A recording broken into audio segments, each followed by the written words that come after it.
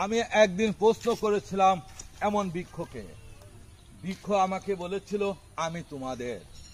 আমি বলেছিলাম তুমি তো নীরব স্থির জড়তা একটি ব্যক্তি, তুমি কিভাবে আমাদের হও, কি কল্যাণে আসো? বৃক্ষ বলল এই জন্যই তুমি মানুষ। তাই আমি বললাম মানে? রাগান্বিত কণ্ঠে বৃক্ষ বলল আমি তোমাদের যা দিই তা আর পৃথিবীর কোনো মানুষ দেয় না। আমি বললাম কি দাও তুমি আমাদের? বৃক্ষ বলল আমি ছায়া দিই, ঝড় থেকে বাঁচাই, জলোচ্ছ্বাস থেকে বাঁচাই, আমি তোমাদের অর্থ যোগান দিই, আমি তোমার খাট পালঙ্গ আসবাবপত্র বাড়ির সৌন্দর্য অবকাঠামো সব জায়গা ভূমিকা পালন করি। পরিশেষ আমি আমার জীবন দিয়ে পুড়িয়ে তোমাদের জ্বালানি হিসেবে খাবার তৈরি করি। আমি বললাম বৃক্ষ আমি তোমার প্রেমে পড়ে গেলাম কথা শুনে।